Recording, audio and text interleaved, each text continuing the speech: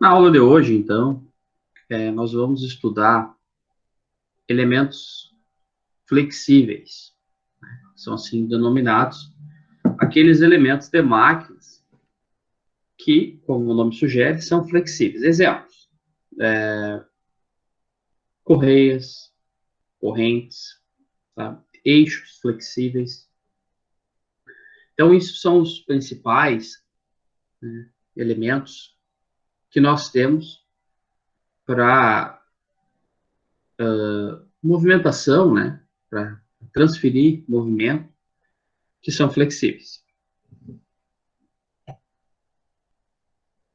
Esse capítulo, ele é, basicamente, né, ele foi retirado do capítulo 17 do livro Elementos de Máquinas de Stiglitz, tá? Então, capítulo 17. Ele é dividido, esse capítulo 17, em correias, transmissão por correias planas e redondas, correia em V, correias de sincronização, corrente de roletes, né, que daqui são as correntes, né? Corda de fio, que é o nosso famoso cabo de aço, e eixo flexível. Tá? Então, esses capítulo 17, então, do livro Stiglitz. Esses slides baseados na 8ª edição do livro. Beleza. Transmissão por correio. A transmissão por correio, ela é bem adequada para utilizações em que a distância entre centros, tá, de eixos rotativos é grande. E, usualmente, é mais simples e mais econômica que outras formas alternativas de transmissão por potência. A transmissão por correia, frequentemente, elimina a necessidade de um arranjo mais complicado de engrenagens, mancais e eixos. Então, todo mundo já viu, né, transmissão por correia.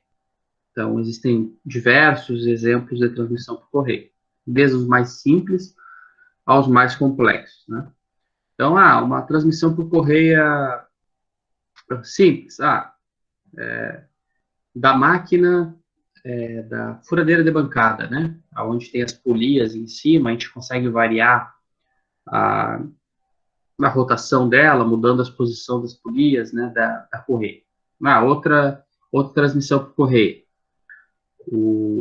A correia de sincronizadora do carro, pega ali na polia, né, na polia do motor, passa pela bomba d'água, passa pelo ar-condicionado, passa pelo alternador, passa por direção hidráulica, passa por vários, né, sincroniza, então, vários elementos. Outra correia, correia dentada, né, o pessoal chama, que é conhecida, né, como correia de sincronismo. Também, então, transmite lá o movimento, né, sincroniza o movimento entre o cabeçote do carro, né, as válvulas, e o virabrequim. Tá? Com discernimento apropriado do projeto, correias são usualmente silenciosas, fácil reposição, em muitos casos, em função da sua flexibilidade e capacidade de amortecimento, reduzem a transmissão de choques mecânicos e vibração espúrias entre eixos. Tá? Então, a gente tem muitos fatores, né, que levam à transmissão por correia, né? Então, são silenciosas, são de fácil reposição, né? Qualquer cidade, qualquer lugar tem uma loja que vende correias, né? Ela tem uma gama grande de tipos, nem tanto, né? Se for pensar. Então, geralmente o pessoal já usa correias mais padrões e acabam, então, tendo uma facilidade na reposição, né? A flexibilidade dela é boa, então ela consegue fazer não vou dizer curvas, né, mas ela consegue, então, promover, né, uma capacidade de amortecimento legal, boa, transmissão de choques mecânicos, quando tem um movimento muito severo, né, ela também consegue absorver, porque ela tem essa elasticidade, né, ela consegue absorver do que, por exemplo, uma corrente não absorveria e acabaria estourando, porque é uma coisa mais rígida. Né? Ok. A simplicidade da instalação, as exigências mínimas de manutenção, a alta confiabilidade e a adaptação a uma variedade de aplicações também são características de transmissão por correio. Tá? Simplicidade, mínima manutenção, alta confiabilidade, adaptação a aplicações diversas, né? São características, então, da transmissão por correio. Então, se a gente for pegar um exemplo de correio, uma betorneira, né, cimento lá, passando uma obra, vai ter a transmissão, então, do motor elétrico para o mecanismo ali que faz o tambor girar, né, duas, três correias, uma correia. Então, tudo que é lugar a gente passa, a gente vê correio. Então, é uma coisa muito simples, né? Quando arrebenta, tu vai lá e troca. Né? Tem uma confiabilidade alta, se ela sempre está com a tensão correta, sempre bem esticada, não esticada demais e não esticada de menos, ela vai durar muito tempo. Ela pode ficar exposta também a ambientes não tão, como é que eu vou dizer, tão benéficos para ela, digamos assim. Uma correia de uma betorneira, está ali no meio da sujeira, no meio da respingo de cimento, sol, enfim, impacto, não é uma coisa muito um ambiente bom para ela, né, controlado, digamos assim. Por exemplo, se fosse essa transmissão por engrenagem, já né, nós teríamos que ter fechado, com óleo, né, tudo diferente. Né? E a correia não, a correia é uma coisa mais bruta, digamos assim, e acaba, então, tendo essa versatilidade grande. Ainda em transmissão por correia, vamos ver alguns tipos e algumas características dela, né? Então, a correia mais usada não, desculpa. A correia mais antiga é esta primeira aqui, que é a correia plana. Aqui, ó, correia plana. Essa correia plana, ela foi muito utilizada, né? Foi a primeira das correias. E ela era muito, muito, muito utilizada mesmo, mas antigamente, né? E ainda ela é utilizada, né, em muitas máquinas. Ela tem algumas vantagens, a correia plana, depois a gente vai falar. Entre elas, a elevada distância entre eixos, né, entre centros, que ela pode trabalhar, então, vários metros. Né? Então, ela era muito utilizada em moinhos antigos, né, enfim. Então, ela é composta, então, por uma camada de atrito, que é uma camada de baixo, um material que resiste um pouco mais a esse atrito. Os cordonéis, né? Então, são essas fibras, né? Nas correias antigas, né? Quando se começou a usar elas, eram de algodão mesmo, né? Uma coisa bem bruta, né?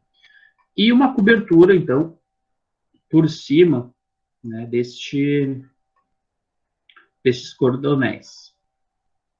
Outro tipo, então, que é conhecida como poli-V, são aquelas correias em formato de V, né, que a gente está acostumado a verificar já aí. Ela também tem essas nervuras, então, para facilitar o quê? Vamos pensar, correia plana. Logo, a polia é plana. E a polia plana, a correia fica dançando para os lados, digamos assim. Já com nervura, não. Com nervura, ela fica naquele canal ali que segura ela, não deixa ela se movimentar. Tá? Então, mas ela tem a mesma ideia. Então, tem uma parte de borracha embaixo, um material um pouco diferente, para proporcionar atrito. Né? Depois tem os cordonéis e uma faixa de cobertura em cima. Tá bom? Outro tipo de correia que a gente tem é a correia dentada, que é a nossa correia sincronizadora. Tá? Então, aqui a gente tem cordonéis, nós temos a cobertura, e além disso, né, acho que não vou dizer todo mundo, mas quem não viu, bota no Google aí e dá uma olhada. Bota ali, correia dentada, né? Vocês vão ver que é a correia do carro, né, do automóvel, que faz a sincronização, então, entre o virabrequim e as válvulas, né? Tem que estar na posição certa para poder abrir as válvulas no momento correto, que o virabrequim está no ponto morto inferior, ponto superior, aquelas coisas de mecânica automotiva, tá? Então, esses dentes de borracha que fazem, né, encaixam perfeitamente na polia para fazer essa sincronismo. Outro tipo, então, essa aqui, só corrigindo, tá? Essa é a Poly V, são vários Vs, né? E a mais comum, então, são as correias em V convencionais, tá? Que elas têm, são divididas em 5 classes, digamos assim, tá? A, B, C, D e E. A, ela possui um tamanho, tá? Determinado tamanho. A B possui outro tamanho, isso aqui são em polegadas, tá, pessoal? A C, outro tamanho. E esses tamanhos aqui, né, eles são para determinadas faixas de potência. Então, por exemplo, a B, tá? Ali tem o teu detalhe dos cordonéis, né? Dentro dela tem os cordonéis para aumentar a resistência. A B aqui, ó, ela é indicada por uma faixa de potência de 2 a 20. Não sei qual é a unidade aqui, mas deve ser CV, provavelmente. Tá? Então, essa é indicada de 2 a 20. Porém, a C, se vocês forem ver, ó, é de 15 a 100. Então, como é que eu vou dizer? Elas se sobrepassam, né? Elas estão, em alguns pontos ali, elas estão, pode ser uma ou outra, né? Sobrepõe, não sobrepassam. Porque, a gente vai ver mais adiante, depende, né, de alguns fatores. Entre eles, a, a aplicação, né? Então, se a gente está aplicando numa condição muito severa, talvez a gente vai ter que usar a correia C, né? Que ela tem uma maior resistência, enfim. Mas se for uma condição mais tranquila, a gente talvez utilize a correia B. Tá? Então, essas são as 5 convencionais, correias V, A, B, C, D e E. Depois, quando nós formos falar em transmissão por correia V, que vai ser mais para o fim desta aula, a gente vai ver essas nomenclaturas. Outro tipo, né, são as correias 3V, 5V e 8V, que são correias de alta capacidade, tá? Correias em V estreita. Então, são correias que têm uma capacidade maior. E aí é outra classe, digamos assim, de correia, tá? A 8V, a 5V e a 3V.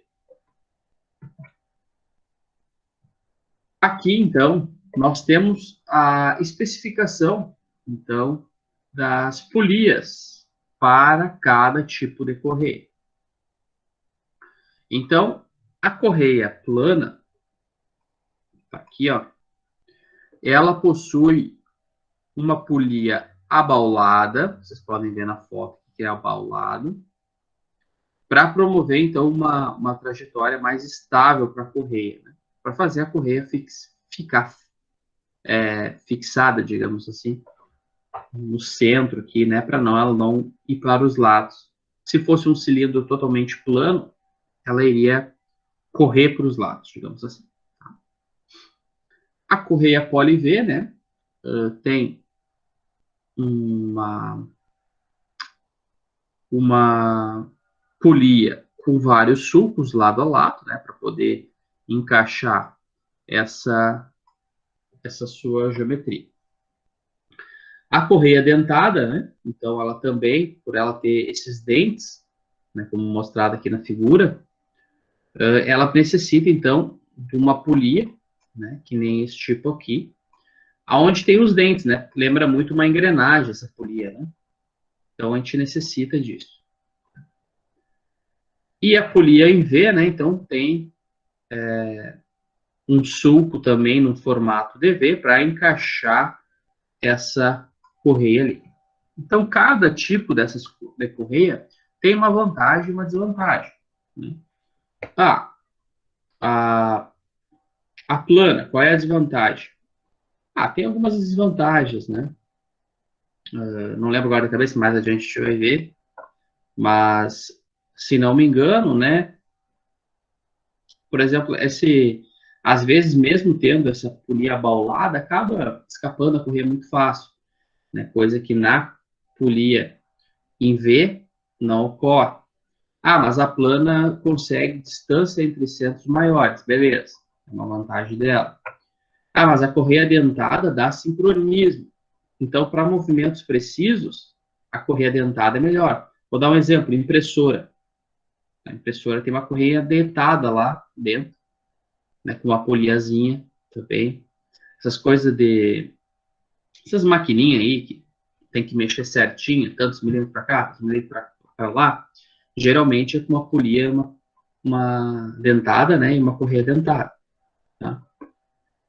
Então aqui eu só repeti embaixo aqui os tipos de correia para ficar mais amplo aqui para nós verificar. Tá? Não tem nada novo aqui embaixo. Então, pessoal, algumas características comuns de alguns tipos de correia. Tá? A plana, então, ela tem junta. Junta é o que, pessoal? É a emenda. Então, ela tem junta, sim, é feito. A plana, essa é uma das vantagens da correia plana, agora eu lembrei. Aos poucos a gente vai falando, vai lembrando. A correia plana, tu compra um rolo de 100 metros de correia, de largura tal, espessura tal. Tu compra e tu faz a emenda. Então, essa é uma vantagem. Já a correia em V é aquele padrão e deu. Né? Tu vai comprar aquele 1.800 milímetros de perímetro e já era. Não tem, queria 1.510, não dá. Né? Então, tu vai ter que fazer a tua máquina, né? Tu está ali projetando, desenhando, e aí, quero uma de tanto. Peraí, vou ter que adequar aqui, aumentar a polia, diminuir aqui, enfim, puxar mais para cá, para lá, para poder usar uma correia padrão. Né? Claro que a gente sempre busca uma correia padrão, né? Mas às vezes não dá, às vezes a gente tem que usar a plana é mais barata, compra metro, qualquer pessoa tem, né? Então, por exemplo, uma empresa grande lá, uma cidade muito pequena, tem bastante correia plana, ele compra aquela correia plana daquela bitola lá, 20, 30 metros, e deixa lá, guardado, quando arrebentar, quando precisar substituir aquela correia, eles vão lá e fazem ela, né? Então, essa pode fazer, assim como a redonda, tá? Também pode. Intervalo de tamanho, então, de espessura, de 0,75 milímetros, menos de 1 milímetro, né? Até 5 milímetros. Tá? Então, não são muito grossas, assim, não é uma grande correia plana, tá? A distância entre centros, não existe limite superior, tá? Teoricamente, a distância entre centro, né, é infinita. Teoricamente. Tipos de correias redondas. Então, né, aqui figurinha, diâmetrozinho, né? Também tem alguns equipamentos eletrônicos, né? Acho que impressora também tem esse tipo de correia redonda, né? Então, T10 milímetros a 20 milímetros, geralmente, e também sem um limite superior. Uma correia em V, pessoal, a dimensão principal é o B, que é a altura desse trapézio. Não tem nenhuma emenda, né? Como eu falei para vocês, ela já vem pronta naquele tamanho, não tem como aumentar, como diminuir, ou comprar em metro e fazer do tamanho que quer, não tem como. Tá? Intervalo de tamanho, geralmente aí de 8 a 9 milímetros. Parece um pouco estranho esses valores, mas tudo bem, é o que está no livro. E a distância entre centros é limitada. Então, né, essa é uma das justificativas aí quando a gente quer usar a correia plana, né, quando é uma distância entre centro grande. E a sincronizadora, então, o P, né, a distância aqui, também não tem nenhuma junta, né, nenhuma união, e o P é 2 milímetros. Então, a transmissão por correia, né, agora a gente vai falar, então, sobre os modos de falha de correias.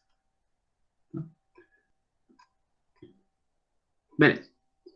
Todos os tipos de correia passam em torno de, pelo menos, 2 polias, que normalmente tem diâmetros distintos. Tá? Geralmente a gente tem uma polia maior, uma polia menor, para dar essa diversificada, não, um aumento, né, ou uma diminuição da rotação. Né? Geralmente a gente quer isso. Com exceção das correias dentadas, né? Com exceção das correias dentadas, é necessário pré-tracionar a correia, uma pré-carga, forçando o afastamento entre as polias, introduzindo uma força estática trativa inicial T0 nos cordonéis. Beleza. Por sua vez, a tração inicial gera uma pressão normal entre a correia e a superfície de contato de cada polia. A tração inicial gera uma pressão normal entre a correia e a superfície de contato da polia. Isso permite a transmissão de potência em virtude da força de atrito disponível em cada interface da correia ou polia. Tá? Então, qual é a ideia? Digamos que a gente tem duas polias, né? A gente coloca uma correia ali. Joia. Uma é motora e uma é movida. Uma polia motora, uma polia movida. Eu ligo a motora.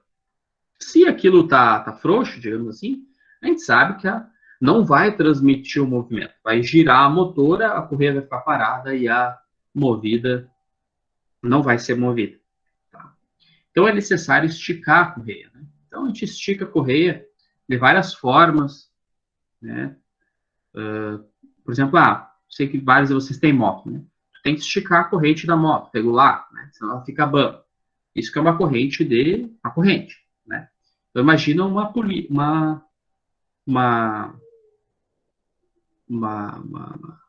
correia de borracha, né? Então, precisa ser feito esse trabalho. Além disso, tem outro fenômeno chamado fluência, né? Vocês já conhecem fluência de materiais lá na disciplina de propriedades mecânicas, enfim, que também ela vai perdendo aquela elasticidade com o tempo. Então, é necessário, então, conhecer essa tensão inicial, a tensão do lado bamba, a tensão do lado esticado, o torque a ser transmitido, né? Não adianta a gente dar uma tração inicial, né, esticar ela, pré-tracionar ela, e a gente quer movimentar um torque muito alto, a gente sabe que vai patinar, né? Ela não vai desenvolver aquele movimento, tá? Então, a gente tem que verificar isso também. Quando a potência é aplicada na polia motora, a tração de um lado da correia é aumentada para um valor acima do nível da pré-carga. em função do esticamento da correia. Enquanto, em um lado, a tração da correia decresce para um valor abaixo do nível da precarga. Tá? Então, tentar desenhar... Deixa eu pegar uma canetinha.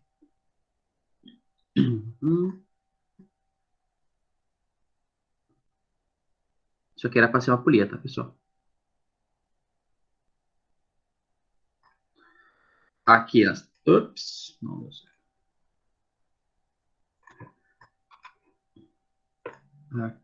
Aqui é um lado da correia, aqui o outro da correia. O movimento tá nesse sentido aqui. Beleza. Vou botar aqui um W de rotação.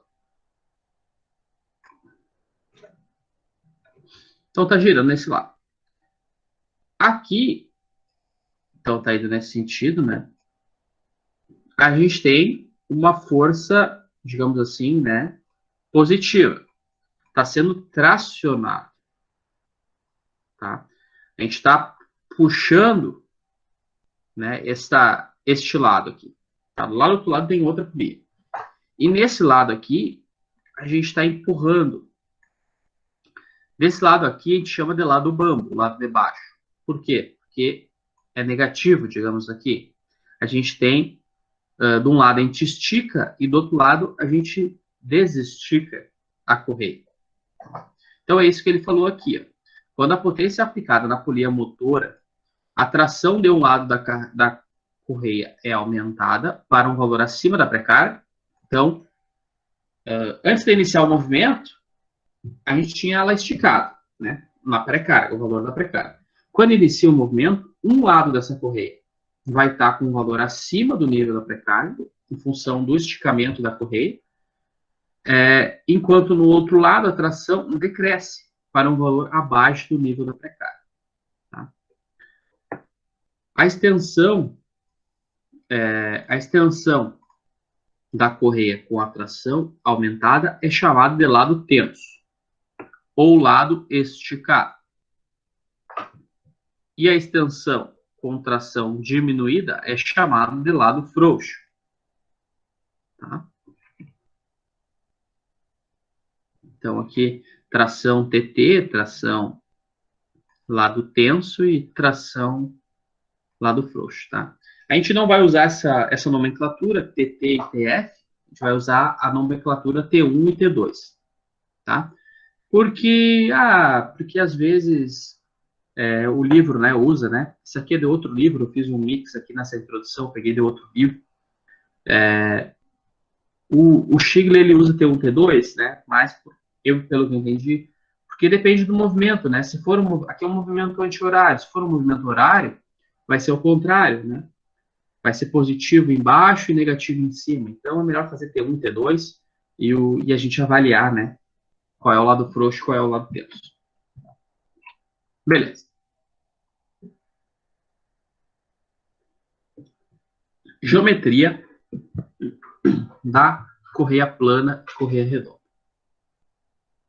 Hoje, de tarde, então, né, eu até pedi um help, professor de matemática,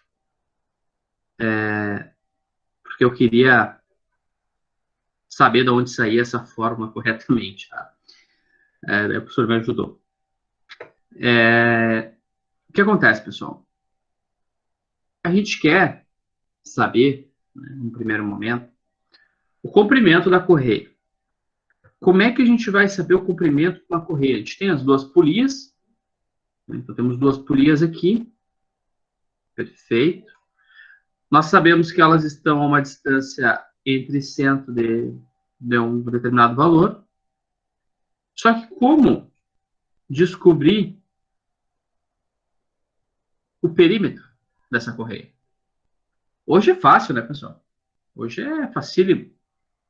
Hoje nós temos o SolidWorks, o Inventor, qualquer software de desenho. Hoje nós colocaríamos dois círculos, né? Desenharíamos lá no SolidWorks, dois círculos, colocaríamos duas linhas né? Colocaríamos relações de tangente entre esses círculos, né?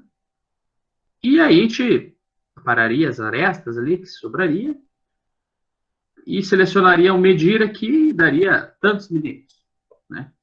Mas antigamente não tinha SolidWorks, né? Então o pessoal desenvolveu um método matemático para achar o perímetro, esse L aqui, ó, tá?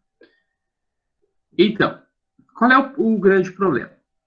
O grande problema é o seguinte: a gente tem duas polias, uma polia menor, de diâmetro Dzinho, e uma polia maior, de diâmetro Dzão. Tá? A polia Dzinho, ela possui um ângulo θ Dzinho menor que 180 graus. Podem ver aqui. Tá? Por quê? Porque a polia Dzinho é bem menor que a polia Dzão. Com isso, ela não pega. Se as duas fossem no mesmo tamanho, né, pessoal? O ângulo Dzinho, o ângulo θ seria igual para ambos, porque eles têm eles teriam o mesmo tamanho, né? Então seria 180 graus. Como essa polia aqui da direita é maior, a gente tem então esse probleminha aí, porque a gente não pode dizer que o θ Dzinho é 180, tá? Então, o θ Dzinho ele é menor, e o θ Dzão, que cortou aqui, tá? Mas tá, é esse ângulo aqui, é maior do que 180. Então, por trigonometria, a gente consegue achar este ângulo aqui, tá? Que é o mesmo ângulo aqui de cima também, tá bom? E estes ângulos, eles são o θ Dzinho, ele vai ser igual ao θ menos duas vezes este ângulo, né? Porque tem a parte de cima e a parte de baixo, né? Duas vezes seno na menos 1 de Dzão menos Dzinho, dividido por 2C, tá? O C, pessoal, é a distância entre setos, tá? Desse negócio. Beleza? Já o θ Dzinho, Dzão,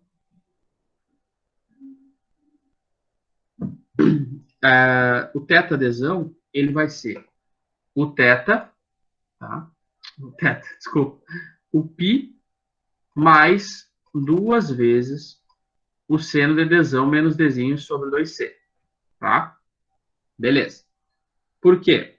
Porque nós temos este ângulo aqui, ó, seno na menos 1 de Dzão menos Dzinho sobre 2C, sendo somado aqui ao 180, né, ao π. A gente soma essas duas parcelas aqui. Bom, após manipulações matemáticas, que não vou fazer aqui, tá, porque me tomou bastante tempo e precisaria ser no presencial, a gente consegue chegar a essa distância desse braço aqui, entre o início entre o início de um ângulo e o início do outro ângulo, que equivale a 1 meio de raiz quadrada de 4C, que é a distância entre centros, menos Dzão menos Dzinho ao quadrado. Tá? Logo, o comprimento, o perímetro total dessa atividade, dessa correia, seria, então, raiz quadrada de 4C ao quadrado, menos Dzão menos Dzinho ao quadrado, mais 1 meio de Dzão, θ Dzão, mais Dzinho, θ Dzinho. Ok? Beleza. Vou passar. Isso é para correia plana, tá, pessoal? Por quê? Voltando. Por que correia plana? Porque na correia plana, a gente tem aquele caso que eu falei para vocês, a gente projetar e a gente executar a correia, né? Então, a gente pode dimensionar a correia corretamente para o tamanho que nós planejamos. A correia plana, ela também pode ser uma das vantagens dela, tá? Eu acho que é uma das maiores vantagens dela. Ela pode fazer movimentos reversos. Tá? O que é o movimento reverso? Essa está girando para um lado, tu vira, né? Como é que eu vou explicar? Faz um X aqui com as correias, ó, e essa vai estar girando para o outro lado. Né? Essa está girando para cá, essa está girando para cá. Tá bom?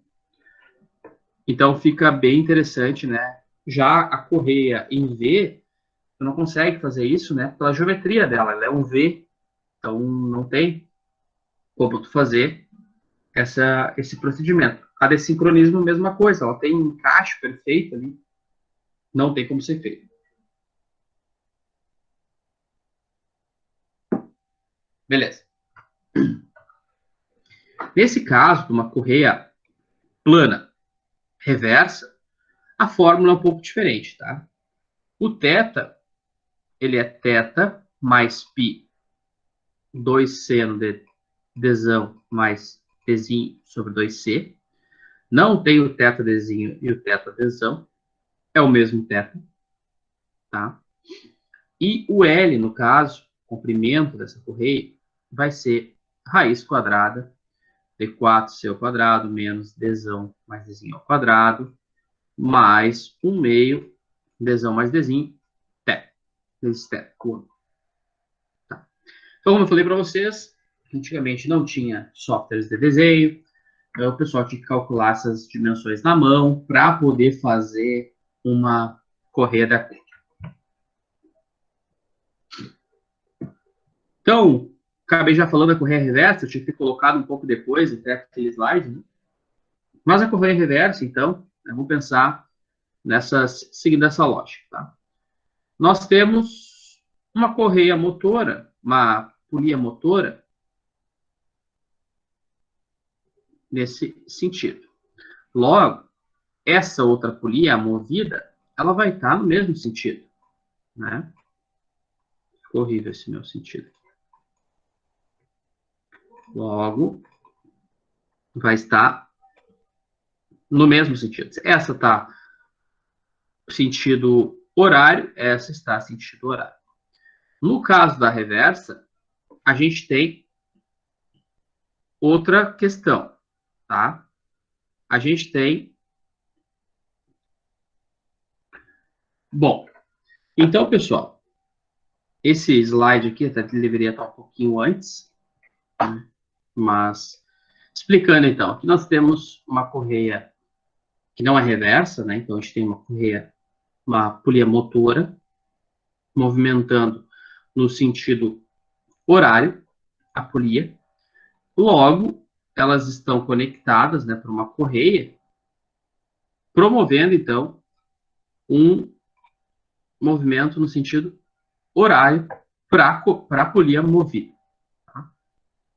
No caso de uma correia reversa, então, que elas se cruzam, né, formando um X, ou tem outras opções também, que eu vou mostrar daqui a pouco, tá? Aqui na posição C, a gente tem, então, ela no sentido horário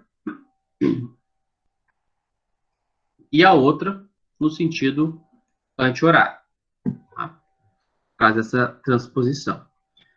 Outro tipo, né, de correia reversa é usar duas polias auxiliares para fazer esse mecanismo para alterar essa direção do movimento. Outra vantagem da correia plana, tá, é a mudança de planos, né? Então, a gente tem aqui, então, duas polias. Vocês podem verificar nessas duas vistas como se transfere o movimento. Aqui o movimento, essa polia está com o eixo saindo da tela de vocês, né? Essa polia aqui, o eixo está indo na direção dos olhos de vocês. E aqui, no caso, o eixo dessa polia está nessa direção aqui, né? Então, com a correia plana, ela é capaz de fazer esse tipo de trabalho. O que com outros tipos de correia, corrente, enfim, não é capaz. Tá? Então, mais uma vantagem da correia plana. Transmissão por correia plana também é interessante, tá? Para fazer mudanças de transmissão sem embreagem. Então, tu tem um garfo, aqui, por exemplo, de câmbio, que ele é capaz, então, de puxar essa correia para um lado, para o outro, né? Como essa correia, essa polia, né, ela é lisa, é um pouco abaulada, tu consegue fazer essa transmissão de movimento de um lado para o outro, tá?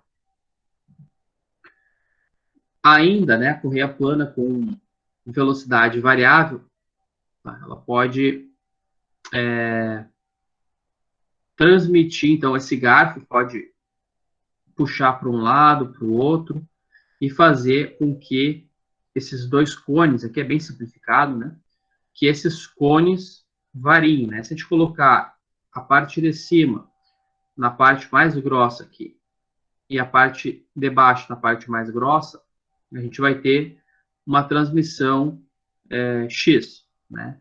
100 RPM, digamos. Parte de cima grossa, parte de baixo grossa.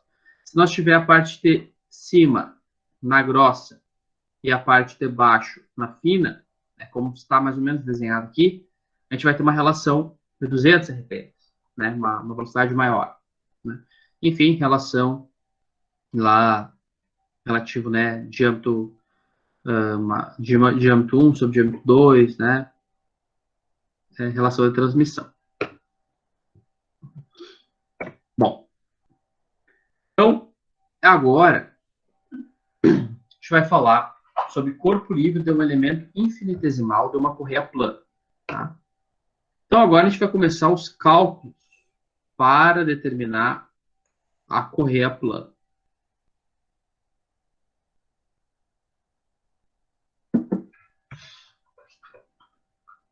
Bom, então aqui nós temos uma figura, uma seção infinitesimal de uma correia plana. O que a gente tem aqui? Então a gente tem a correiazinha plana aqui, né? Desenhada. Nós temos aqui o sentido radial. Né?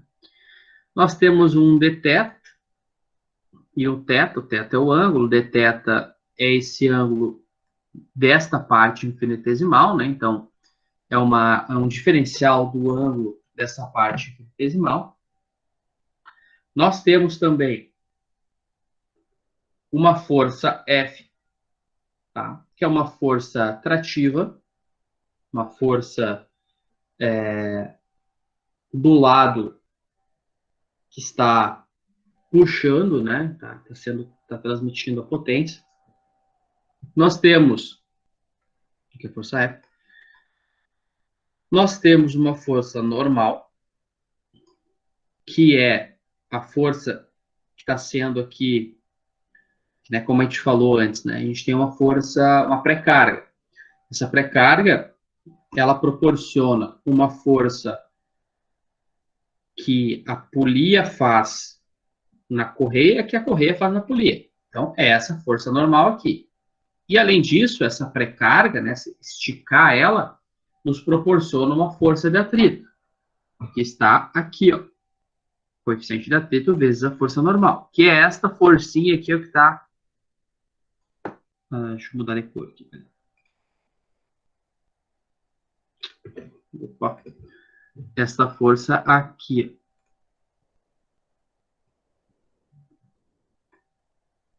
Né?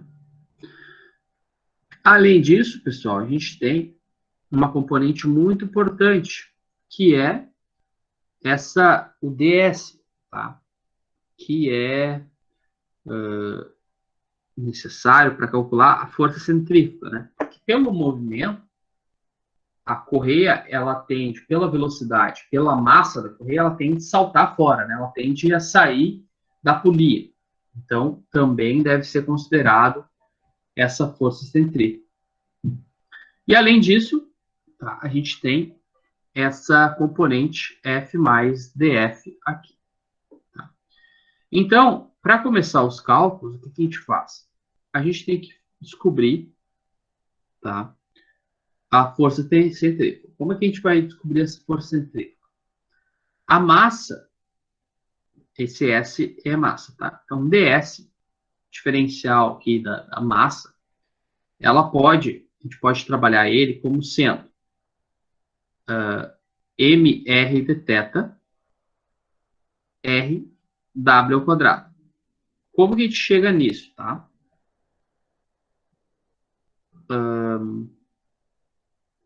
M é massa, é a massa da correia.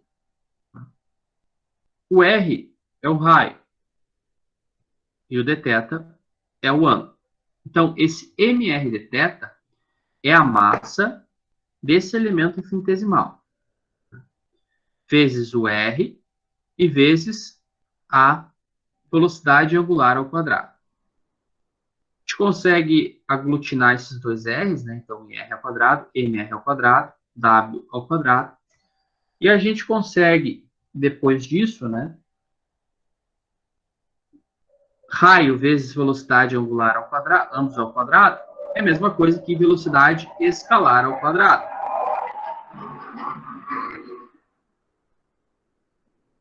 Eu estou em Santa Maria, pessoal, e aqui, não sei se dá para ouvir uma chiadeira, né? Casa do meu sogro, da minha sogra aqui, é do lado quase da base aérea, né? Então, às vezes, passa o jato aqui, daí tem que parar. Tá? Vamos ver se não... Geralmente eles andam de dupla, tá? Então, geralmente vem o segundo aí. Vamos ver se vai vir.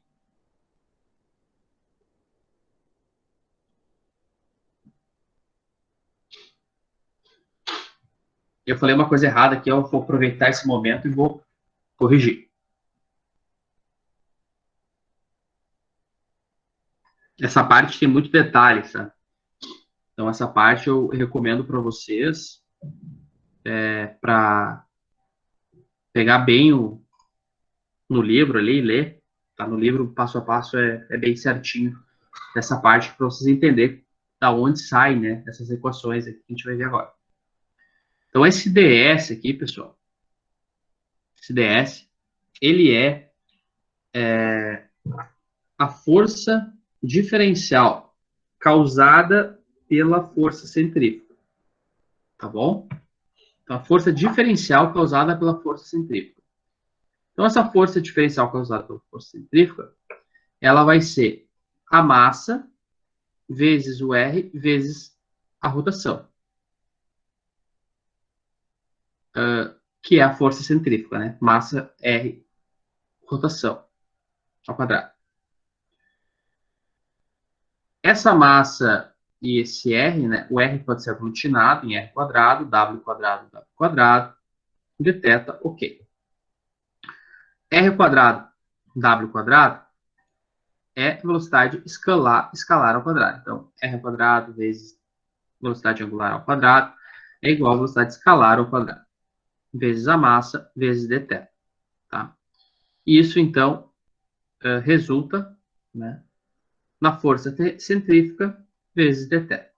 Tá? Esse é o ds, que é a nossa diferencial, força diferencial. Força centrífuga vezes dθ. Depois disso, então, a gente descobre essa parcela que nós não tínhamos, né? Que era uma incógnita. A gente faz o somatório das forças radiais. Então, no sentido radial, nesse sentido aqui. Então, a gente pega força radial. Menos dF mais dF, dθ sobre 2. Tá? Por quê? Esta parcela aqui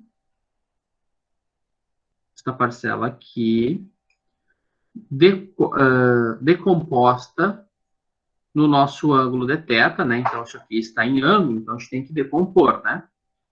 Logo, então, nós temos menos df mais df, dθ sobre 2, menos também o f também tem que ser decomposto, né? Porque ele está horizontal, mas a gente tem um ângulo, então ele tem uma parcela radial, né? Ele está radial, axial, né? Mas a gente tem uma parcela radial.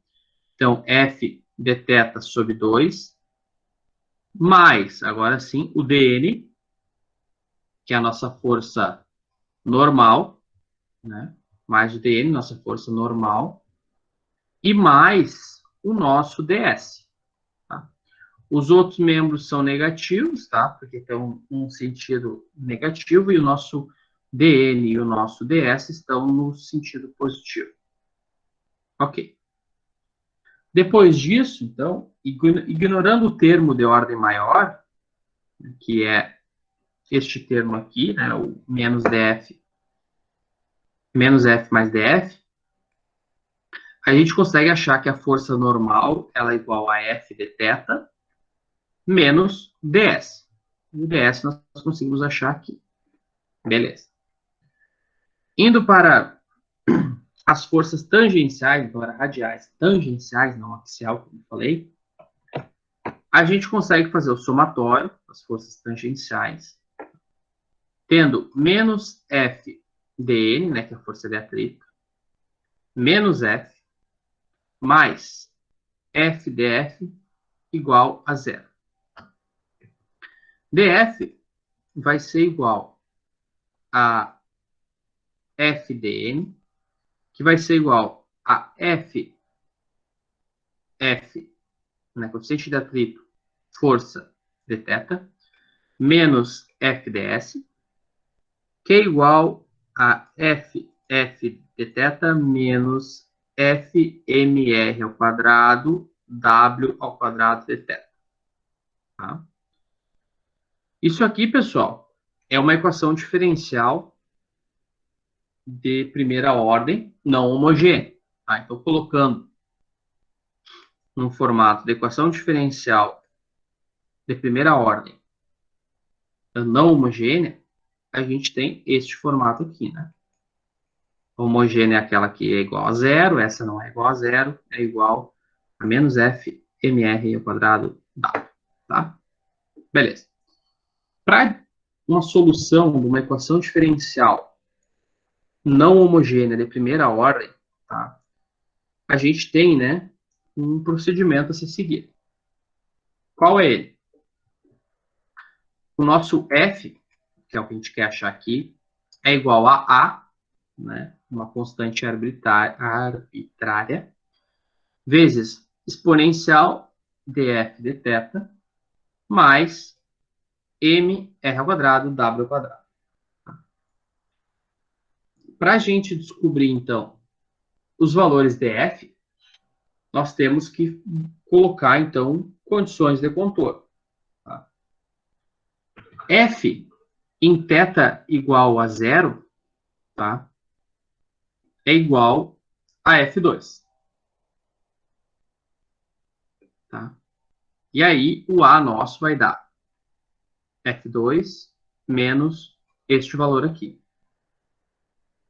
Ok? Em θ igual a zero. O ângulo zero, né? A gente pega este valor aqui, coloca na nossa equação diferencial e aplica, né? Então, uma aqui já foi, né? Aplica a segunda condição de contorno. Tá? Aplicando a segunda condição de contorno, então, θ agora é igual a φ, a gente vai ter o que a gente chama de θ1, de F1, força 1. Força de um lado da correia. A gente vai ter o F1 e o F2. O F1 vai ser igual ao F2 menos mr ao quadrado w ao quadrado, exponencial de f φ, mais mr ao quadrado w ao quadrado. Tá? Depois, a gente consegue fazer, colocar, né, numa ordem que a gente consegue transformar. Então, em F1 menos mr ao quadrado, w ao quadrado, sobre F2 menos mr ao quadrado, w ao quadrado, que isso aqui vai ser igual esse mr ao quadrado, w ao quadrado, força centrífuga. Isso aqui vai ser igual a F1 menos FC, F2 menos FC. Vai ser igual a exponencial, então, coeficiente de atrito vezes o ângulo φ. Tá? Logo, a gente chega na relação final aqui. Após algumas manipulações, F1 menos F2. O que é o F1 e F2, pessoal? Só para nós deixar certinho aqui. F1, F2. Tá? Então, é a força presente em cada um dos braços aí da correia, tá? Só para deixar claro. Então, F1 menos F2 é igual a F1 menos a força centrífuga, exponencial de F vezes φ, menos 1, sobre exponencial de F vezes φ. A força centrífuga a gente pode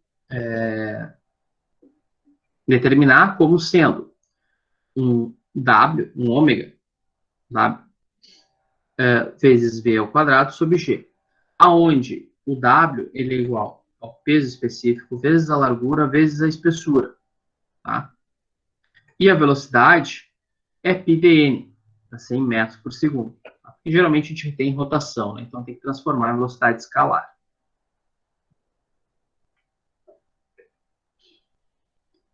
Beleza.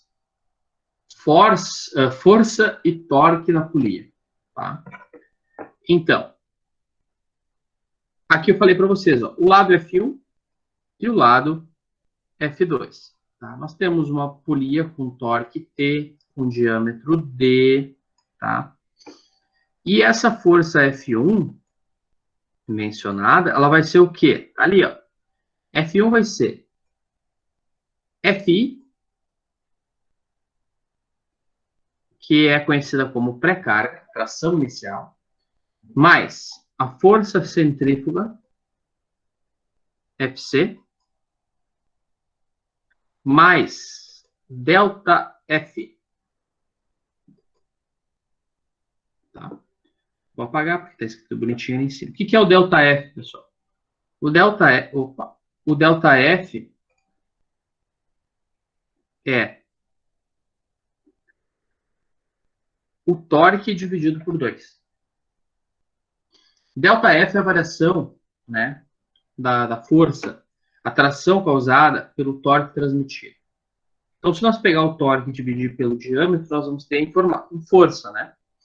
Então, a gente vai ter, neste caso, que na parte superior, Fi mais Fc mais delta F, então vai ficar Fi mais Fc, pré-carga mais força centrífuga mais o torque dividido por D, e o F2 vai ser pré-carga Fi mais Fc menos delta F', né, que vai ser então Fi, força pré-carga, tração inicial, mais Fc, tração circunferencial causada pela força centrífuga, mais TD, T sobre D, que é o torque em relação ao diâmetro, a força, então, realizada. Tá?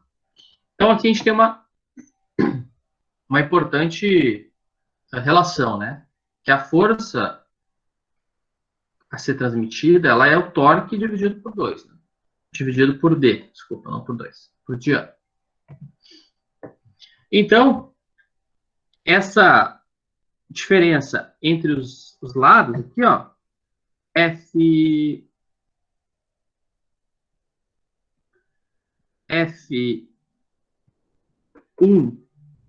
menos F2 vai ser TD dividido por 2. É o que está aqui, ó. F1 menos F2 é igual a 2T sobre D, que é o TD dividido por 2. né? Copia a primeira, multiplica pelo inverso da segunda, fica 2t sobre d. Ok. Logo, fazendo algumas manipulações, a gente vai ter que F1 mais F2 é igual a 2Fi mais 2Fc. Tá? Se nós somar as forças F1 e F2, somando isso aqui, ó, F1 mais F2, os T sobre D se cancelam, e a gente tem 2Fi mais 2Fc, como está aqui colocado. Se nós isolarmos, tá, o Fi, a gente vai ter F1 mais F2 dividido por 2, menos a força centrífuga, como a pré-carga. Tá? Pré-carga, então, em função das forças 1 e força 2, menos a força centrífuga. Se nós pegarmos a força centrífuga, desculpa, a tração inicial e dividir pelo torque, né, pela força aplicada, a gente consegue, após algumas manipulações matemáticas, chegar nessa equação 17.9, que é a nossa equação para a força, a pré-carga em uma correia plana, tá? Que ela é torque dividido por D, dividido pelo diâmetro, exponencial dF vezes φ mais 1, sobre exponencial dF vezes φ menos 1. É uma equação bem simplificada, né, bem fácil de aplicar. Então, precisa do torque, do diâmetro da polia, do coeficiente de atrito e do ângulo. Tá? Então, chegou-se, né, depois dessa manipulação matemática toda aqui em cima, que eu não entrei em detalhes, chegou-se, então, neste caso aqui. Tá? Então, bem importante essa equação. Então, pessoal, além disso, então, colocando, agora nós temos esse Fi, tá? Colocando ele aqui na equação, tá? A gente tem o F1 como Fi mais Fc mais T sobre D. Então, como aqui a gente achou um T sobre D, a gente pega esse Fi e passa toda essa exponencial que, multiplicando para o outro lado, a gente tem, então, essa equação. Fc mais Fi mais Fi vezes a exponencial aqui.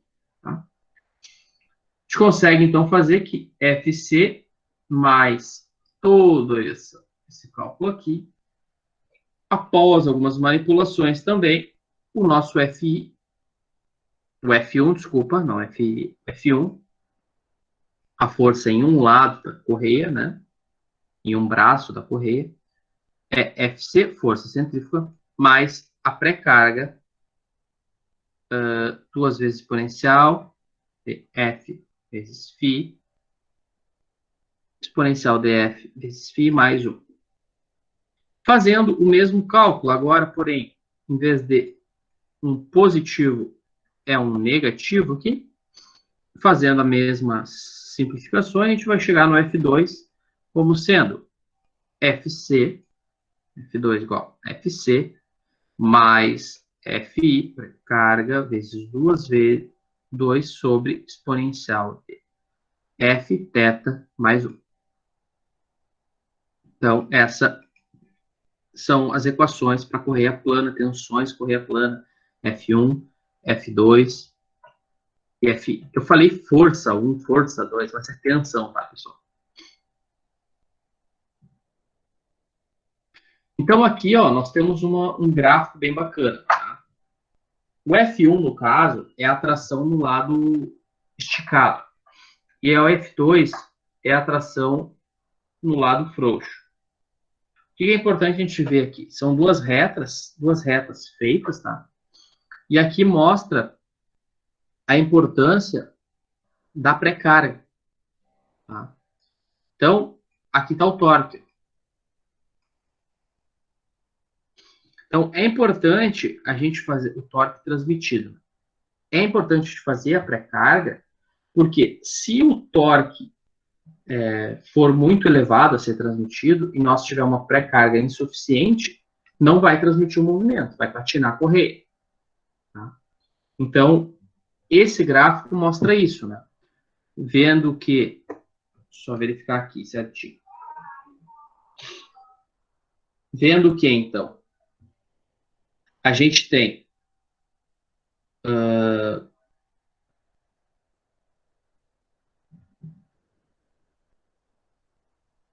a tração inicial, ela precisa ser diferente, ela precisa ser suficiente, né? De modo que a diferença entre a curva F1 e F2, tá?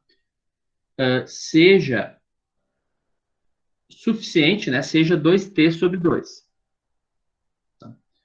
Sem qualquer torque transmitido, a tração mínima possível para a correia é F1 igual a F2 igual a FC, tá? Sem nada ser transmitido. Mas a gente tem que verificar, então, que este torque, tá, seja transmitido. Né? Quando houver um torque, a gente tem que verificar se ele vai ser transmitido de uma maneira correta. A potência transmitida, pessoal, o cálculo dela é um cálculo relativamente simples. Tá? A gente tem H, que é potência, igual a F1 menos F2. F1 menos F2 é o torque, né, pessoal? Vezes velocidade escalar. Né? Torque vezes velocidade é igual a potência. Né? Então, está aqui a resposta. F1 menos F2 é a mesma coisa que 2 torque, né? 2T sobre D, né? No nosso caso.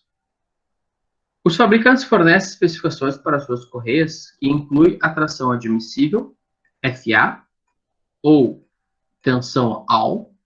A tração é expressa em unidades de força por unidade de largura. A vida das correias é geralmente de vários anos.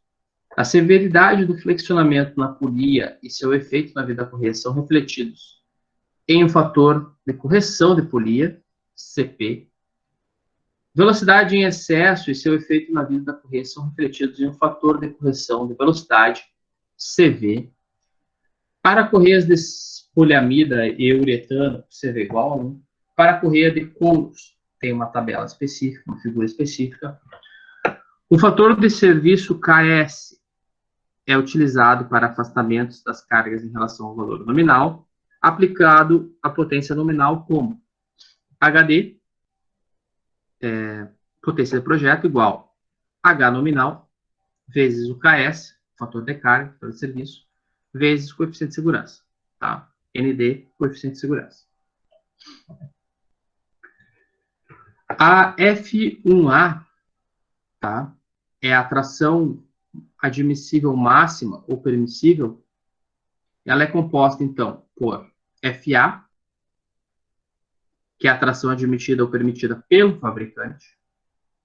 O B, a largura da correia, porque a gente falou que é por unidade de largura, né? Tanto que tá aqui, ó, é Newton por milímetro, a velocidade, a tração admitida. O CP, o fator de correção de polia, que é da tabela 17.4. E o CV, que é o fator de correção de velocidade. Então, essa é a fórmula para verificar, né, da tabela, colocar esses fatores de correção, para nós verificarmos se o nosso cálculo que a gente fez lá da F1, se essa correia aqui vai resistir. Tá? Então, aqui nós temos um fator de correção de velocidade. Tá? Tem aqui. Aqui nós temos a velocidade na abscissa, na ordenada nós temos o fator de velocidade. E aqui nós temos as espessuras das correias para couro, para correias de couro. Fator de correção da polia para correias planas. Então, a gente tem o CP, né? Correção da polia. Couro, poliamida, os tipos de poliamida. Os diâmetros das polias pequenas, Tá? E aí, os fatores de correção. Bem simples. Os passos para análise, então, de uma correia plana. Tá? Os passos para análise de uma transmissão por correia plana podem incluir encontrar o F vezes φ por meio da geometria do acionamento da correia por correia e atrito. Por meio da geometria da correia e velocidade, encontrar o FC. Por meio do torque igual, nessa forma, encontrar o torque necessário. Por meio do torque, encontrar a tração necessária. Encontrar F2 por meio de F1A menos F1A menos F2. Por meio da equação I, encontrar a tração inicial necessária, Fi. Verificar o desenvolvimento do atrito, tá? Usando essa equação aqui. E, por último, encontrar o fator de segurança. Esse passo a passo é bem importante para o desenvolvimento de exercícios aí, tá? Aqui tem algumas propriedades, tá? De algumas correias planas e redondas, tá? Então, diâmetro mínimo da polia, tamanho, especificação, peso específico, coeficiente de fricção, tração permissível por unidade de largura. Então, tem tudo aqui, tá? Aqui, então, a gente tem os tamanhos mínimos, tá? Para ter polias, tá? Que é um fator bem interessante, bem importante para a gente ficar cuidando, né? Porque a gente não pode botar uma polia muito pequena, né? Então, tem que ter um tamanho mínimo. Aqui, para correias planas, a altura do abaulamento, né? E diâmetro das polias ISO para correias planas, tá? Então, diâmetro, altura da coroa. Então, tem os dados aqui, tá? E aí nós chegamos no nosso exemplo. Bom, pessoal, então, a gente viu, né, todas as formulações, todos os conceitos relacionados à correia plana nessa primeira parte da aula, né? E então agora vamos para a segunda parte, que é a resolução de um exercício. Tá? Então é um exemplo 17.1 do livro. Então ele diz o seguinte: uma correia plana A3, então já nos disse o modelo da correia, né, A3 de poliamida, com 150 milímetros de largura, é utilizada para transmitir 11 kW sob condição de choques leves em QS igual a 1,25. E o fator de segurança igual ou maior de 1,1 é apropriado. Ok. Os eixos de rotação das polias são paralelos e estão no plano horizontal. E os eixos distam de 2,4 metros, 2 metros e 40 centímetros. A polia motora de 150 milímetros roda a 1.750 revoluções por minuto, de tal forma que o lado bambo é o de cima. Tá, então, agora o lado bambo é o de cima, o lado tenso é o de baixo. Pelo sentido da rotação, sentido anti-horário. Beleza. A polia movida tem 450 milímetros de diâmetro. Já, então, né, ele disse, ver figura 17-10.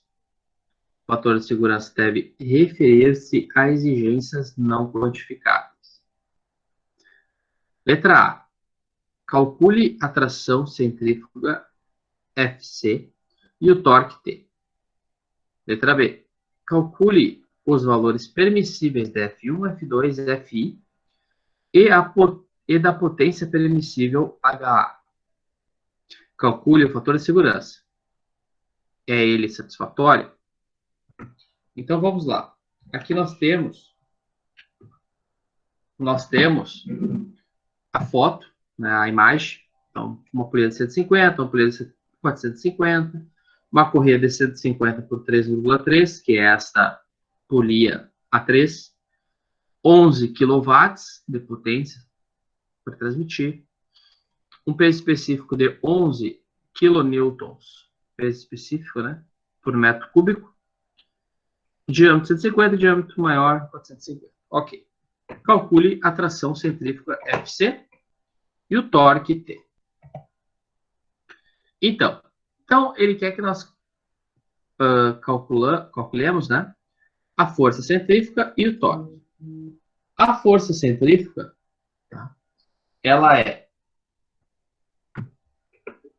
a massa, né, específica, não, massa específica não, é o peso específico vezes a largura vezes a espessura vezes o peso específico, né, que por metro. Então, é a massa. Massa sobre a gravidade vezes a velocidade ao quadrado.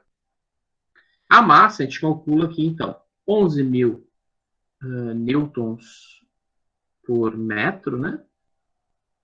Kilonewtons por metro, vezes 0,15, que é a largura da correia, vezes a espessura, que é 0,0033.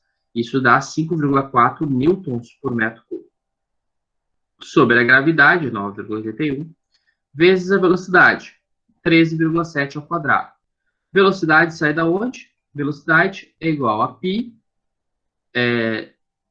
dn sobre 60, né? Então, 13,7 metros por segundo. Π dn, n rotação, d diâmetro, sobre 60, tá? Para ficar por segundo. Então, 13, 5,4 e 9,81, a gente tem 103 newtons de força centrífuga. Beleza. Depois disso, nós temos o torque, tá? O torque, ele pode ser, então, como, né, potência é igual a torque vezes velocidade, né? Nesse caso, então, desculpa, peraí. Deixa eu ver aqui. Certinho. A fórmula certinho.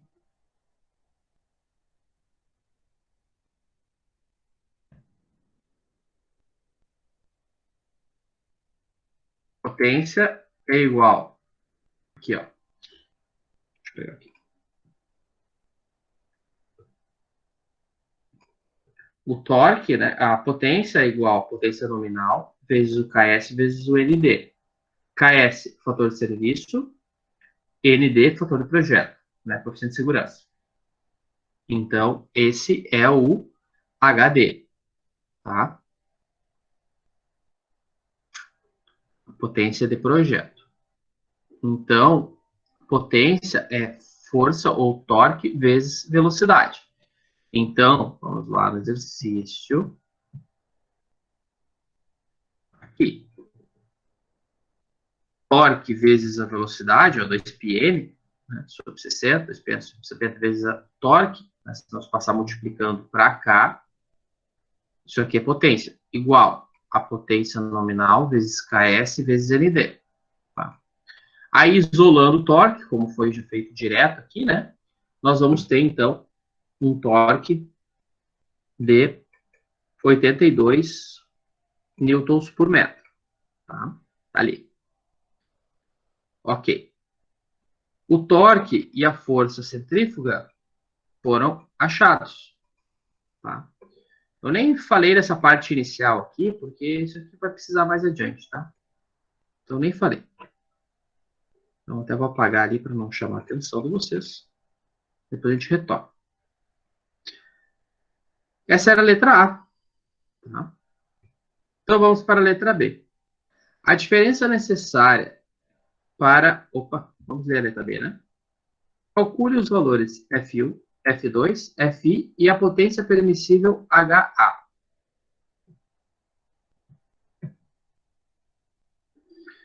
F1, então.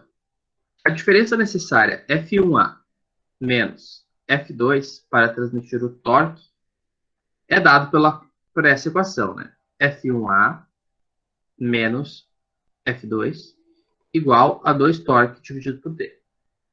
Torque nós temos, então, 2 vezes 82 sobre 0,15 igual a 1.093 newtons. O que é FA, pessoal? F1A é a força 1 admissível. A pai é da admissível, que a gente consegue calcular encontrando as dimensões da correia, tá bom? As dimensões e as características dessa correia que foi dada. Da tabela 17.2, ó, o FA ó, é 18 kN por metro, tá? Para uma correia de poliamida, o CV é igual a 1 e o CP 0,7. Então, o nosso FA1 tá? F1A, desculpa, é B vezes o FA vezes o CP vezes o CV. O que é o FA? O FA é tabelado, nominal, condições perfeitas. O CV e o CP são condições de aplicação. Tá? E o B é a largura, porque ela depende da largura. Né? Então, o nominal, que está lá na tabela 17.2, é aquele lá, é newtons por metro. Tá? Aí aqui tu coloca os fatores, né, de correção e coloca a largura da correia para ter o FA1, né, ali nosso, né? F1A. Então nós temos P 0,15, FA da tabela 18.000, CP 0,7 e CV 1. Então nós temos 1.890 newtons, tá? Aqui nós temos que F1A menos F2 é 1092. Então, 1093. Então, a gente joga aqui, isola o F2 e a gente vai ter 797 newtons. Então, aqui também temos respostas, tá? Resposta. O F1 calculado com base na força admissível, tá? E nos fatores de correção. E o F2 com base nessa relação calculada aqui, que é a relação F1A menos F2.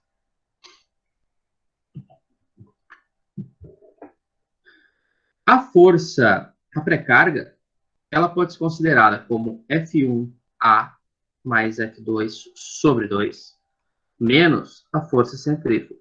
Logo, a gente consegue somar esses dois, dividir por 2, né, que nós já tínhamos os valores aqui em cima, menos a força centrífuga que nós já calculamos, e nós temos uma pré-carga de 1.240 newtons. Tá? A combinação de F1A, F2 e Fi transmitirá a potência de desenho, né, do projeto de 11 kilonewtons vezes 1,25, que é o fator de serviço, vezes 1,1, que é o fator de segurança. 15,125 kilonewtons. E protegerá a correia. Tá? Então, ok, certo, protegerá a correia. Visto que ele pediu ó, uma condição, transmitir 11 kilonewtons, mas com a condição de choque leve, com o fator de segurança, né, isso aqui torna 15. Ok. Fora kilonewton ou quilowatts? Quilowatts, desculpa. É potência, né? Quilowatts. Então, isso aqui é 15 quilowatts. Verificamos o desenvolvimento do atrito, tá? Da equação 17.7 para F', né? coeficiente de atrito livre. Então, é uma equação, né, do que vai dar aí um resultado. A gente vai colocar os F1, F2, Fcs aqui, né? Para chegar em 0,31. Na tabela 17.2, 7.2, o F é 0,8. Uma vez que o F' é menor que o F, tá? Então 0,314 é menor do que 0,8, não há perigo de ocorrer deslizamento. Então não vai patinar a correia. A letra C calcula. Tá voltando um pouquinho. Ó, Tabela 17.2. Tu falou que o F é 0.8. Como é que você determinou na tabela ali? Porque tem vários 0.8 aí. aqui, ó, poliamida, se não me engano, era 0,3, né? Coeficiente de fricção, 0,8. A3, né? Ela diz, ó, aqui, ó, poliamida, a correia plana, a 3 é poliamida. Verdade. Tá. Obrigado. Falou. Letra C, calcule o fator de segurança. É ele satisfatório? Isso aqui é meio bobagem, né? Porque a gente fez tudo já dando o fator de segurança de 1.1. Lógico que se nós fizermos o inverso, né? O H, que é 15.125, dividido por o H nominal KS, que é 11 e 1,25, vai dar 1.1 como esperado. Sim, a gente colocou em todos os cálculos 1.1, né? Óbvio que vai retornar. Pessoal, aqui nós temos, né? Então, nesse novo slide, então terminamos o outro exercício. Temos os esquemas de tracionamento de correias. Tá? Então, existem alguns tipos, né, esquemas. Primeiro, é uma polia intermediária pesada. Então, uma polia aqui pivotada, ó, que tem um determinado peso, digamos que tem chumbo, sei lá. E ela pressiona essa correia e faz ela esticar, faz tracionar. Outro esquema, esse sim muito utilizado na parte industrial, o motor ele está conectado a uma base também pivotada e a própria massa do motor faz esticar a correia.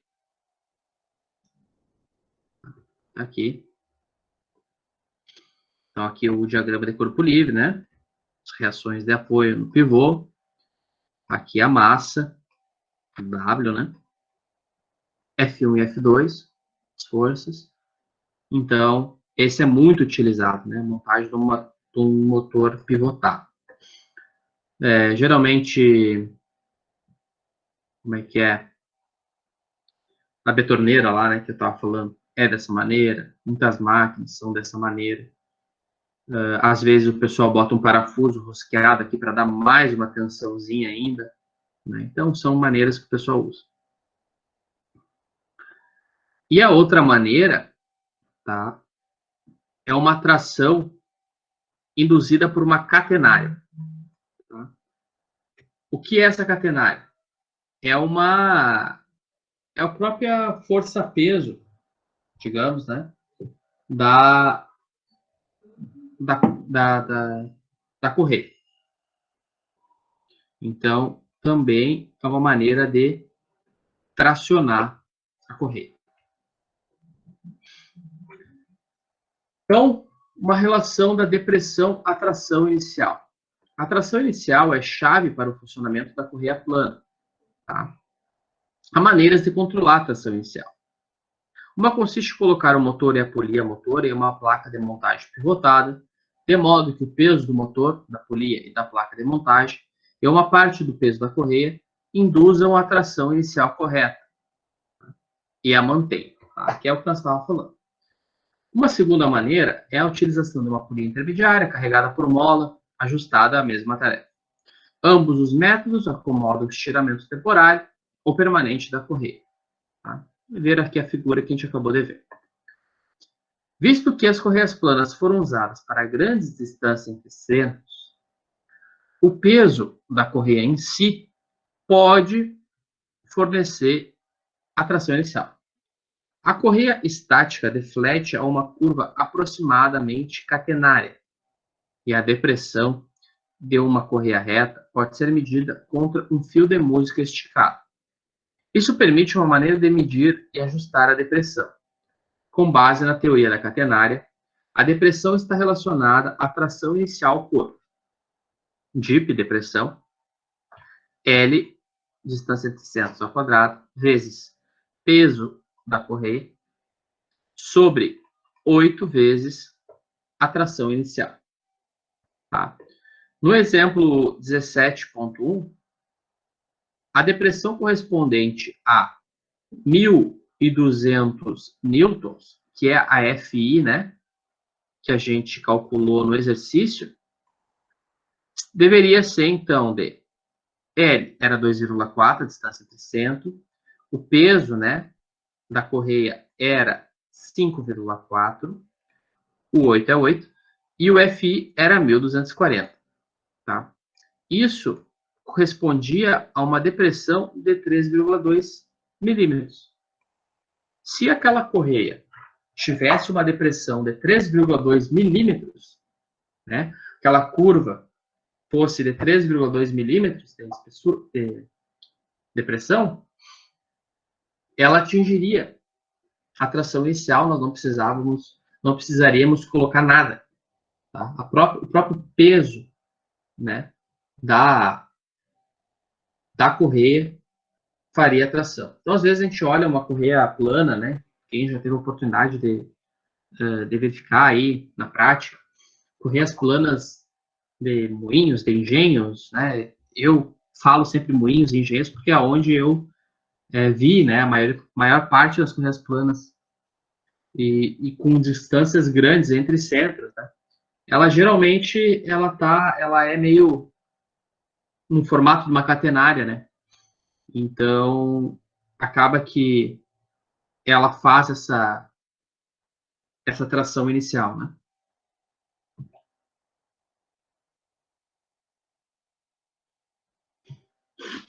Beleza. Projete uma exercício 17.2, né? Projete uma transmissão por correia plana para conectar eixos horizontais a 4,80 metros entre centros. A razão da velocidade deve ser 2,25 por 1. Então, ele não deu os diâmetros, ele deu já a razão. A velocidade angular da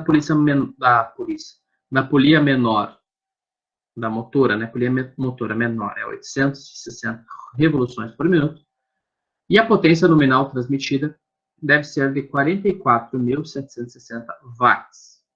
Potência nominal, H non, sob condições de choque leve. Então, função, né?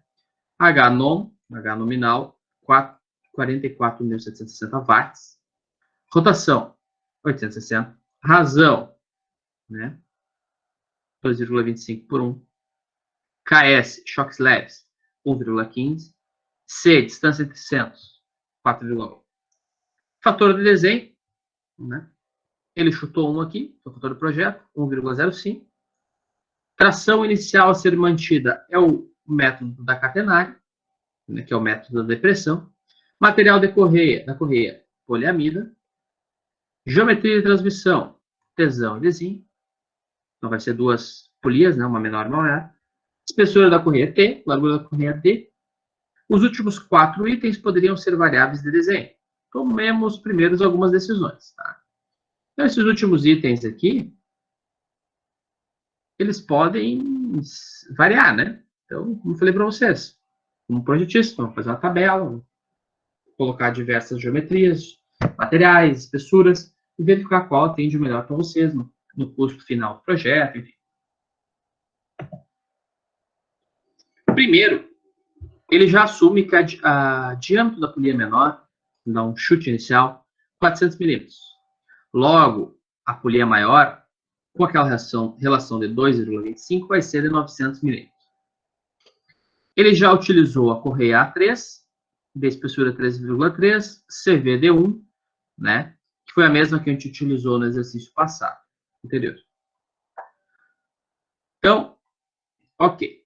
Agora, há uma decisão de projeto restante a ser tomada. A largura da correia B. Como tomar essa decisão? Como dizer a largura da correia B? A gente não tem nada que a gente possa dizer, né, a largura da correia B. Então, nós vamos achar o F1A, que é aquela fórmula, né, com base no H nominal, no CV e no CP, né? A gente vai achar isso, o FA nominal, né, FA, e vai deixar o F1A em função de B. Então, calculando B vezes 18.000 vezes 0,94, que é o CP, vezes 1, que é o CV, a gente vai ter 16.920 B newtons. Tá? Então, vezes B, newtons. Bom, então como é que a gente calcula o FA, F1A? P vezes 18.000, que é o FA admissível, né, lá da tabela 17.2. Depois, a gente usa o CP da tabela 17.4 e o CV aqui, que foi dado do problema, né, foi selecionado pelo problema também. E a gente vai ter 16.920 P-newtons. Tá? A nossa potência de projeto, ela é a potência nominal, que foi dada, o KS, o fator de serviço, e o fator de projeto. Então, se nós multiplicarmos isso aqui, nós vamos ter 54.047 watts.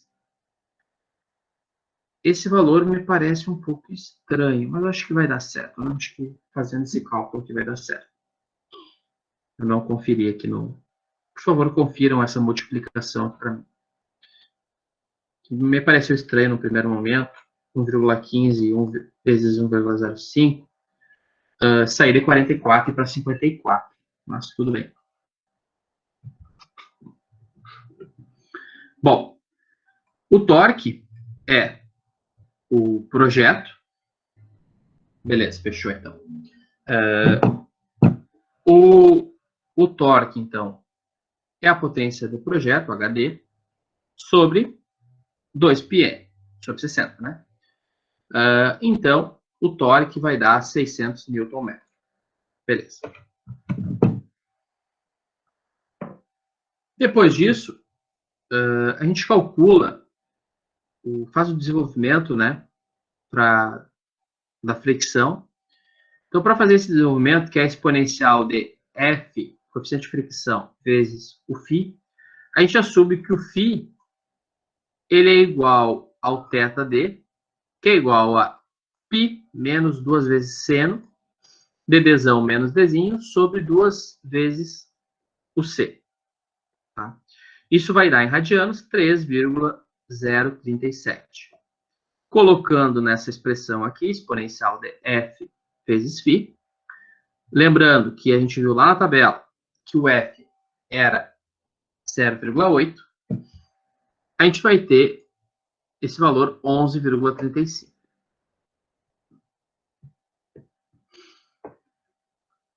Para estimar a tração centrífuga FC, a gente precisa, então, da massa, né, lá, Newton por metro, a gravidade e a velocidade. Isso a gente vai ter o quê, então? Peso específico da correia, vezes a largura da correia, que nós não temos, então vamos deixar em função disso, vezes a espessura.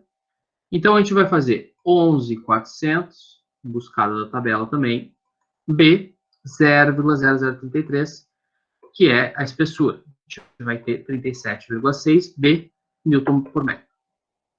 A velocidade é πdn sobre 60, né, para ficar em metros por segundo, vai ser 0,4, que é o π, que é o d, n 860, sobre 60, vai ter 18 metros por segundo.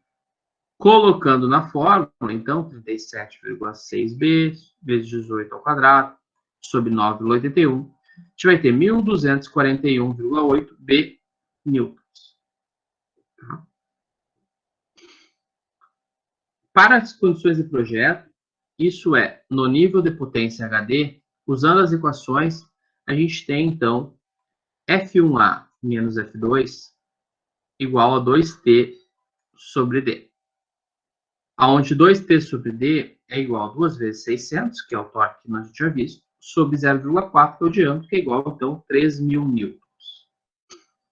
Logo, F2 vai ser igual a F1 menos F1 menos F2, que vai ser igual, então, a 16.920B menos 3.000. Então, a gente não tem o F2, né? Isso fica em função de B. Ok. O FI, a pré-carga, tensão de pré-carga, é F1A mais F2 sobre 2, menos o FC. Aí também tem esse B aqui atrapalhando, né? E o FI, ele fica igual, então, a resposta 15.648 vezes B menos 1.500 mil. Fazendo o desenvolvimento, né, em atrito, né, então a gente vai ter o quê? Ln de F1A menos FC, F2 menos FC. Tá? Fazendo isso, também a gente fica com essa equação, né? Também sem solução. Porém, nós temos o F θ. Nós calculamos aqui, ó, 11,35. Agora a gente consegue isolar esse B, tá? Então, resolvendo essa equação para a largura da correia, que é o que a gente quer, o B, tá? A gente consegue, então, isolando aqui B, a gente consegue chegar a 210 milímetros essa correia, de largura dessa correia. Então, beleza, a gente tem a largura. Agora, se a gente substituir esse 210 aqui, nesses B, nós vamos ter os FI, os FA, F1A, F2, tá? Mas, o que o exercício faz? Essa é a correia mínima de largura, né? Mas a gente tem que procurar alguma largura comercial. Então, uma correia com largura maior que 210 desenvolverá atrito menor do que 0,8, que é o nosso limite, tá? Então, o mais correto seria utilizar uma correia de 250 milímetros de largura. Com isso, né, nós teríamos uma FC, então, substituindo o B por 0,25, uma FC de 310 newtons, uma F1A de 4.230 newtons, uma F2 de 1.230 e uma FI de 2.420 newtons. Tá? A potência transmitida seria F1A menos F2 vezes velocidade, seria 54.000 watts. E o nível de desenvolvimento de atrito para 250, né? Para esses valores agora, todos aqui. Então, a gente coloca nesta fórmula. E o nível de atrito para 250 milímetros de largura seria 0,477. Que é menor, né? Do que 0,8. Portanto, satisfatório. Se houvesse uma largura de correia de 225 disponível, a análise mostraria que F1A seria 3.807, F2, 811 newtons, F1, 260 newtons, e o F', 0,63. Com uma figura de mérito disponível, né, que é aquilo que a gente fez lá em molas, em elementos 1, refletindo o custo, correias mais grossas, A4 ou A5, nós estávamos usando o A3, né, poderiam ser examinadas para determinar qual das alternativas satisfatórias é melhor. Da equação 17-13, a flecha catenária, né, o D, seria de 11 milímetros, né, considerando o quê? L ao quadrado, 4,8 ao quadrado, a massa da correia, 37,6 vezes 0,25, vezes 8 vezes FI. Tá? Isso daria 0,011 metros, que dá 11 milímetros. Com 11 milímetros de deflexão, tá? Nós teríamos, então, a pré-carga correta, satisfatória. Ah, mas essa pré-carga só com 11 milímetros? Sim, só com 11 milímetros ela seria atingida. Aqui, pessoal, interessante a gente verificar a variação das trações. Então, acabamos aquele exercício, né? A variação das trações em correias planas flexíveis em alguns pontos durante a passagem da correia. Tá? Então, nós temos uma correia no sentido anti-horário, tá? F1 e F2. E aqui tem os pontos, tá? Então, vamos começar pelo ponto A. Sentido anti-horário, aqui é positivo e aqui estamos negativo. Ponto A, então, o que nós temos? Nós temos a F1, correto? F1. Aqui, ó. F1. Ponto A está aqui. Então, a F1 está num patamar de tensão elevado. No ponto B, o que nós temos? O início do contato com a polia. Também, ainda em um patamar elevado. Porém, quando ela vai passando pela polia, vai caindo a tensão, porque ela começa a afrouxar. Então, ó, tá aqui caindo até o ponto C, que é o ponto totalmente frouxo dela. Do ponto C ao ponto D, ela continua frouxa, até o início do ponto E. Do ponto E em diante, ela começa a esticar de novo, tracionar de novo. E aí, do ponto E ao ponto A novamente, ela estica, né? Ela fica tracionada. Aqui é negativo, em cima positivo. E esse é a variação da tração passando, né, por esses pontos. Pessoal, terminamos por aqui, então, hoje. Tá? Na próxima aula, a gente retorna, mais focado, então, em correias V e correias e correntes. Tá bom?